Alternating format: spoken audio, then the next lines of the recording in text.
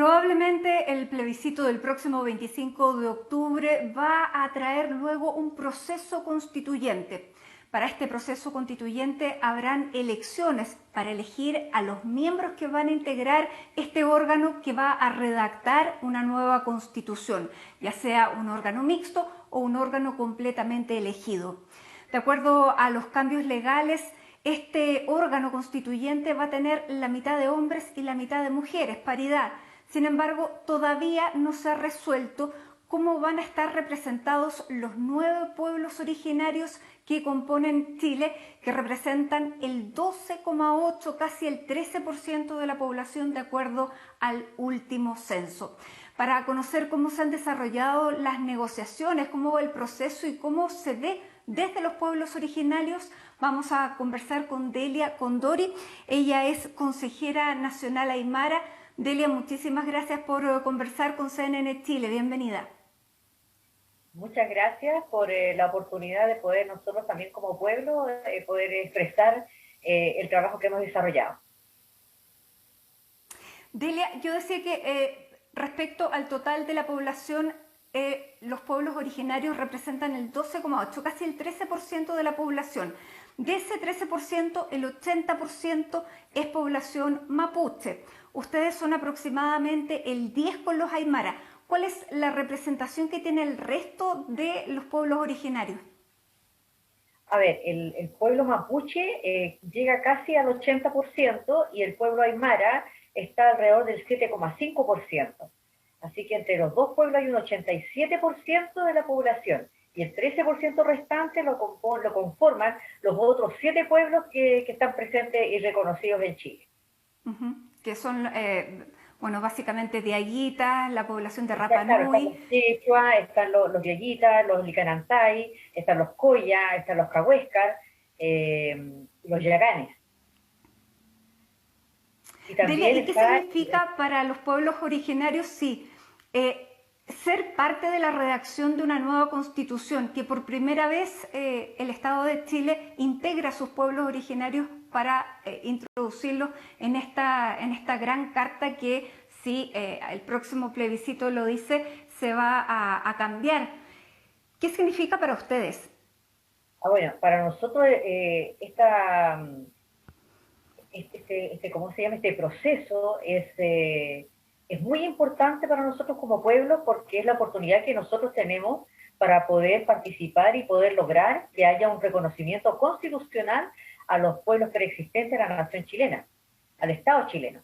Entonces, y además, porque nosotros podemos también aportar y construir en colaboración con el Estado de Chile un país más inclusivo, donde tenga la mirada de los pueblos, de los diferentes pueblos, porque nosotros somos indígenas, pero los 9 pueblos tienen sus propias mecánicas de organización, tienen su propia cultura, tienen su propia lengua, su propia historia y su forma de vida.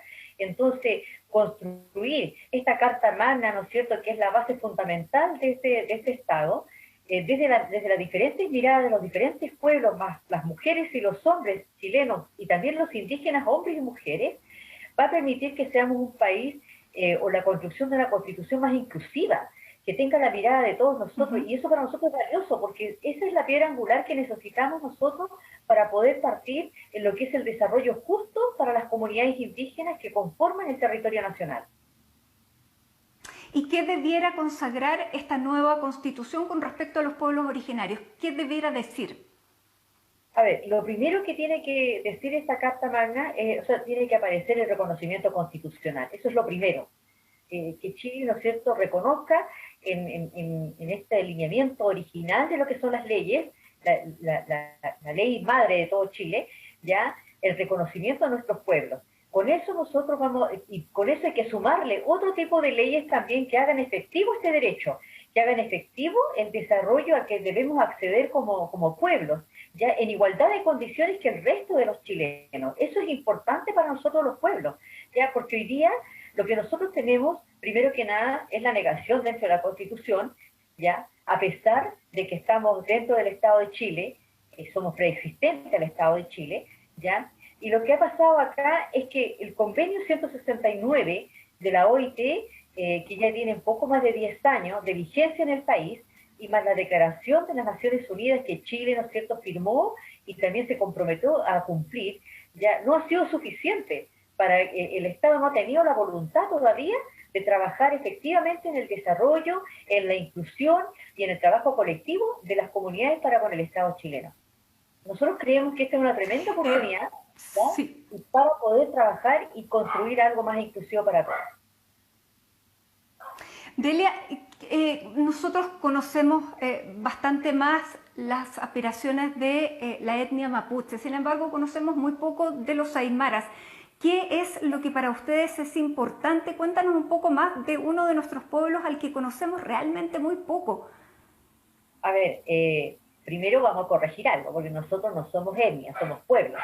Los pueblos tienen lengua, historia, tienen un territorio. Y esa es la situación de todos los pueblos reconocidos aquí en Chile. Esto es lo primero que hay que comenzar a educar un poco a la población. Yo creo que esta es una tarea pendiente que tiene el Estado de Chile con respecto a la población chilena, en incluir y en educar a la población en cómo se refieren a nuestros pueblos. Nosotros somos pueblos originarios, no somos etnias. Eso es lo primero. Segundo, tiene que ver, claro, para que ojalá, ¿no es cierto?, los medios de comunicación también vayan socializando y vayan contagiándose de esta forma de referirse a los pueblos. Y lo segundo tiene que ver en que efectivamente, ¿no es cierto?, aquí en el país el pueblo mapuche ha impuesto, ¿no es cierto?, de alguna manera todas sus demandas, ¿no es cierto?, de reivindicaciones, los hechos que a ellos les suceden. Pero existen 8 otros pueblos, ya más el pueblo tribal afrodescendiente, que tiene su propia historia. Entonces, nos hemos sentido invisibilizados, no solamente porque el Estado nos invisibiliza como pueblo, sino que también sentimos nosotros que, aparte de la invisibilización estructural que hay hacia los pueblos, aquí hay una invisibilización también de todos los medios en cuanto a los pueblos que existen. O sea, siempre los discursos que se hablan del pueblo originario de Chile, siempre se habla del pueblo mapuche, no se habla del pueblo aymara, no se habla del pueblo quechua, no se habla del pueblo de Ayita, Licanantay, siempre se habla del pueblo mapuche. Entonces, claramente, eso también es una labor de todos, ¿ah? No digo solamente que tiene que ver el Estado, sino que los medios de comunicación, ¿no es cierto?, estas organizaciones grandes, y nosotros los pueblos un poco con eso. Exactamente. Ustedes que representan este casi 13% de la población, de acuerdo a esto, y pensando también en las piedras de tope que está teniendo esta discusión para la inclusión de los representantes, de los constituyentes de los pueblos originarios, ¿cuántos constituyentes corresponderían a una población del 13%? Y mi otra pregunta, mi última pregunta, porque nos queda poco tiempo, es... para ustedes, ¿está bien que exista más bien, un padrón electoral propio para los pueblos originarios, como se hace, por ejemplo, en Nueva Zelanda?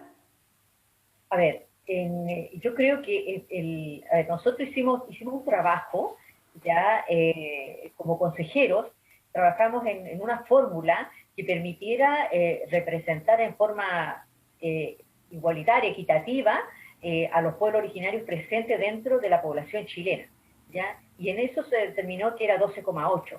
Este 12,8%, los escaños que hay que cubrir, en el caso de la Convención Constitucional son 155 escaños y en el caso de la Convención Mixta 176, sino hay uno más.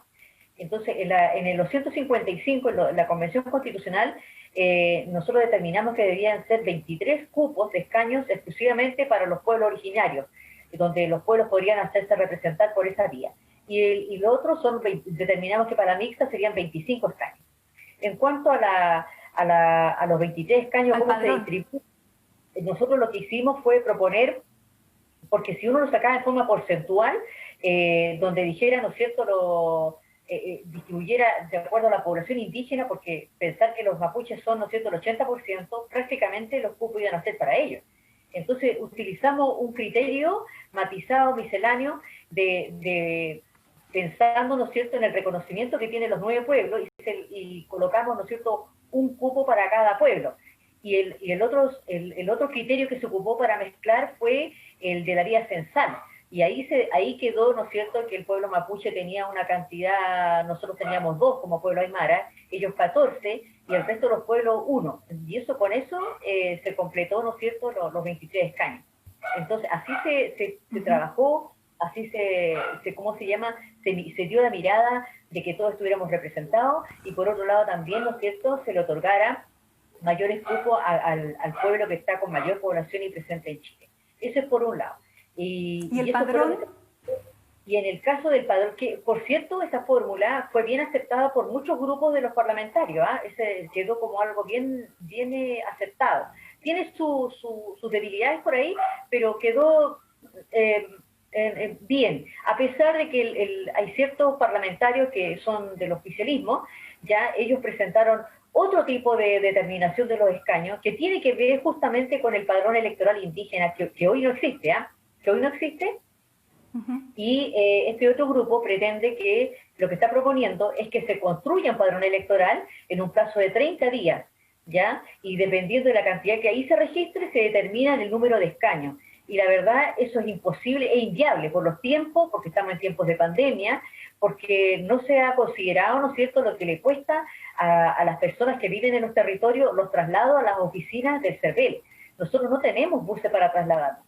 No hay, uno puede tomar así como en Santiago, ¿no es cierto?, y llega de una comuna y se traslada por 4 comunas sin ningún problema y por 600 pesos, 700 pesos. Eso no sucede allá. Nosotros no tenemos buses y eso también sucede en el sur. Ellos no tienen cómo trasladarse. Entonces, eso de pedirnos a nosotros, darnos exigencias que a los restos de los chilenos no se les entrega, no corresponde. Eso, ¿no es cierto?, es una discriminación arbitraria que hace que nuestra población se vea impedida de participar como corresponde. Entonces, si se llegara a construir ese padrón en tan poco tiempo, con todas ¿no es cierto?, con todos los tipos de barreras logísticas que existen, ya, y más de las barreras sanitarias que hoy día tenemos, que estamos viviendo, es muy probable que no se alcance a construir un 100% un padrón con el 100% de la gente que está dentro del censo, ¿ya? Claro, sería tema de tiempo. Entonces, ¿eso qué sucede? Delia, lamentablemente se nos acabó el tiempo, claro. Vamos a seguir conversando porque este es un tema que todavía no se ha zanjado. Esperamos que se resuelva de la forma más justa posible y de ir viendo también cuál va a ser la participación en cuanto a temáticas, a intereses, a reconocimientos, tanto del pueblo mapuche como del resto de los pueblos originarios que hacemos este mea culpa, se habla muy, muy poco. Delia, muchísimas gracias por esta conversación.